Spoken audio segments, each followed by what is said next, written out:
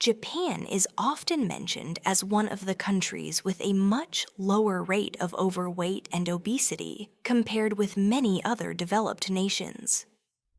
According to the OECD, in many member countries, more than half of adults are overweight or obese, while Japan and South Korea remain among the countries with lower rates, below 40%.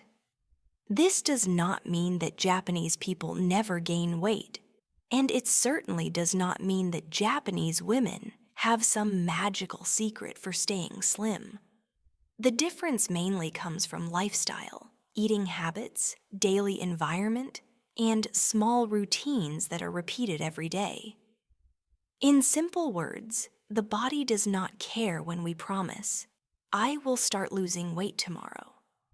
It only responds to what we eat, drink, how much we move, and what we repeat every single day. That may sound a little cold, but the body is not here to flatter anyone. The first factor is portion size. In many countries, especially in places where fast food culture is common, meal portions have become larger and larger. A restaurant meal may be enough for 2 people, but it is still considered one normal serving. When people eat large portions over a long period of time, the body receives more energy than it needs. That extra energy is then stored as fat. In Japan, meals are often served in several small bowls and plates. People can enjoy many different dishes, but each dish is served in a moderate amount. This style of eating makes the meal feel rich and satisfying without making the total calorie intake too high. The advice here is not to starve yourself or follow an extreme diet. Instead, start by reducing your portion size by about 10 to 20%.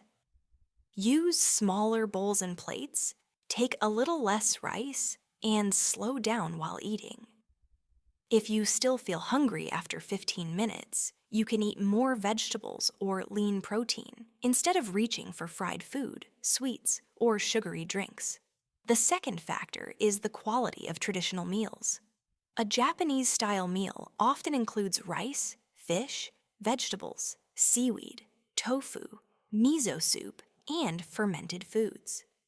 These foods provide protein, fiber, minerals, and many important nutrients.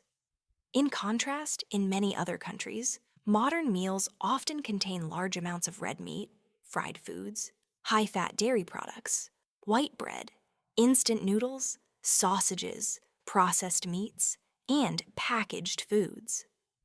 These foods are not always bad, but when they appear too often, they can easily increase total calorie intake. The advice is to build a more balanced meal.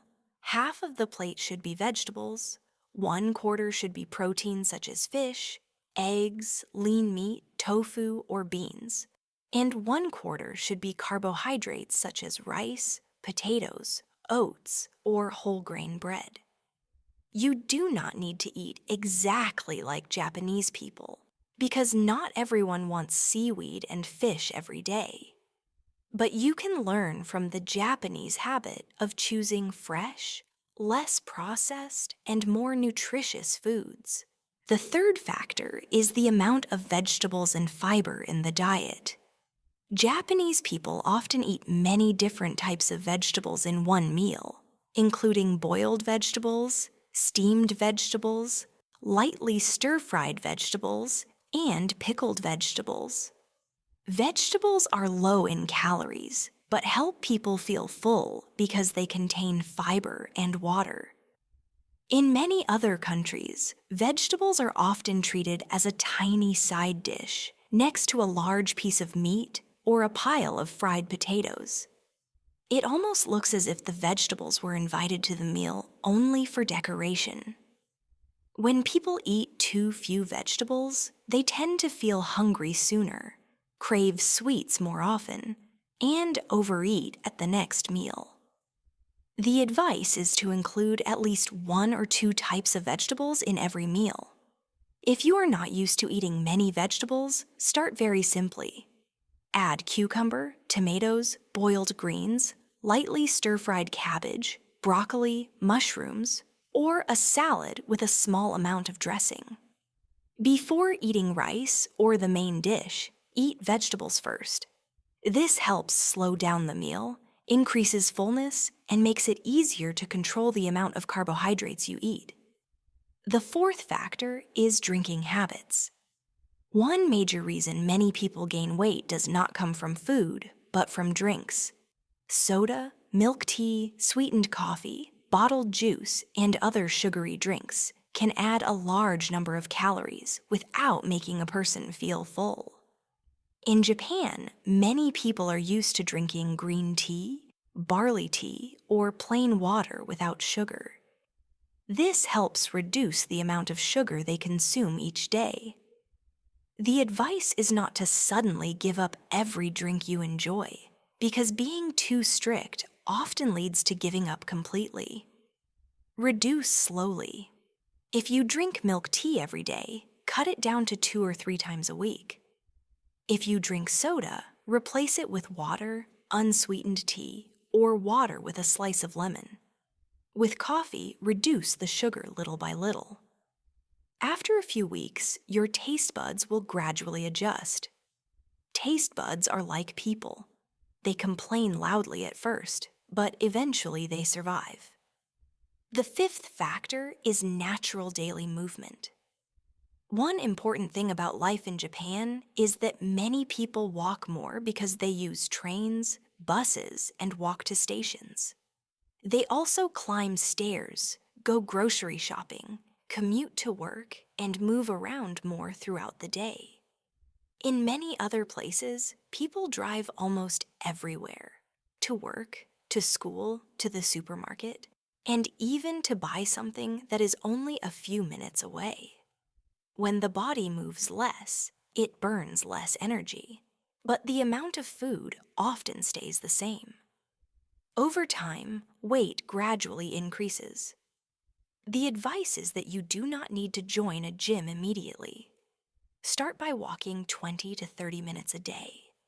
You can divide it into smaller parts. 10 minutes after breakfast, 10 minutes after lunch, and 10 minutes after dinner. If possible, take the stairs instead of the elevator, park a little farther away, and stand up to walk around after sitting for a long time. These small actions may not look impressive, but when repeated for months, they can make a real difference. The sixth factor is snacking habits. In many countries, snacking has become a normal part of the day. Sweet coffee in the morning, pastries between meals, soda at lunch, chips in the afternoon, and ice cream or cookies at night. The problem is that each snack may seem small, but together they can add up to another full meal. Japanese people also enjoy snacks and desserts, but the portions are often smaller, the packages are smaller, and people are generally less likely to snack continuously throughout the entire day. The advice is to review what you snack on each day. You do not need to completely ban snacks, because the more you forbid something, the more you may crave it. Instead, choose a clear time for snacking, such as one small portion in the afternoon. You can replace some snacks with fruit, unsweetened yogurt, boiled eggs, a small amount of nuts, or boiled edamame. Do not keep candy, cookies, and chips right in front of you all day, because humans usually lose against food that is within reach. The human brain may be smart, but in front of a bag of chips, it sometimes behaves like an uncontrolled squirrel. The seventh factor is eating speed and the feeling of fullness. One healthy habit in Japanese food culture is eating slowly, chewing well, and enjoying each dish. Another well-known idea is to stop eating when you feel about 80% full. When people eat too quickly, the brain does not have enough time to receive the fullness signal before the stomach has already taken in too much food. Many people are no longer eating because they are truly hungry. They are eating because their mouth still wants more. The advice is to make each meal last at least 15 to 20 minutes. Put down your chopsticks, spoon, or fork between bites, chew more carefully, drink a small sip of water, and avoid focusing too much on your phone while eating. When people watch videos or scroll through social media during meals, they often eat more without realizing it. Try asking yourself in the middle of the meal, am I still truly hungry? Or do I just want to keep eating because this tastes good? That small question can help prevent many cases of overeating. The eighth factor is ultra-processed food. This is a major problem in many countries today. Ultra-processed foods are often high in sugar, salt, unhealthy fats, flavorings, and ingredients designed to make people want to eat more. Potato chips, instant noodles, cookies, sausages, fried chicken, frozen pizza, sugary cereals, and fast food can make weight control much harder when eaten too often. Japan also has convenience stores and processed foods, but traditional home meals still have a strong influence, with many simple dishes made from fresh ingredients. The advice is to gradually reduce ultra-processed foods. You do not need to eliminate everything in one day. Each week, replace a few fast food or packaged meals with simple meals at home. Rice, vegetables, eggs, fish, lean meat, tofu, or soup. When buying packaged food, read the nutrition label and pay attention to sugar, calories, saturated fat, and sodium. If the ingredient list is as long as a chemistry exam, it is probably better to eat less of it. In addition to these 8 factors, another important issue is the living environment. In Japan, the social environment tends to encourage moderation. Smaller portions, more walking, structured meals, and attention to food presentation all help people manage their weight better. In many other places, the environment pushes people in the opposite direction. Fast food advertising, large combo meals, free refill sugary drinks, food delivery, long hours of sitting, stress, and lack of sleep. When the environment constantly encourages people to eat more and move less, losing weight becomes much harder. The advice is to redesign your own environment. At home, keep fruit, vegetables, eggs, unsweetened yogurt, low-sodium canned fish, or easy-to-cook foods available. Limit how much candy, soda, and snack food you keep in the house. Prepare simple meals or ingredients in advance so that when you are hungry, you do not immediately order fast food. However, it is also important not to treat Japan as a perfect model. The Japanese diet has many good points, but it can also be high in salt, especially from soy sauce, miso, pickled foods, and ramen. Eating too much salt may not be good for blood pressure and heart health. So, when learning from Japanese eating habits, it is better to learn the spirit of moderation. Smaller portions, more vegetables, more fish, less sugar, and more daily movement. It does not mean eating a lot of soy sauce or ramen and expecting your body to understand that this is Japanese style. The body is not that easy to fool. In conclusion, the reason Japanese women and Japanese people in general have lower obesity rates than many other countries does not come from a mysterious weight loss secret. It is the result of many small habits. Eating moderate portions, choosing fresh foods, eating more vegetables, drinking fewer sugary drinks, walking more, snacking less, eating more slowly, and consuming fewer ultra-processed foods.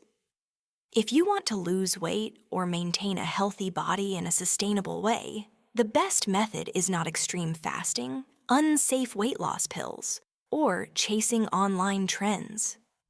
Start with small but consistent changes. Reduce your portion size a little, add more vegetables, walk a few thousand extra steps, cut back on one sugary drink, sleep better, and eat more slowly. These changes may sound simple, even boring, but boring habits done consistently are often what create long-term results. Sustainable weight loss is not a race that lasts a few days. It is a lifestyle that can be maintained for many years.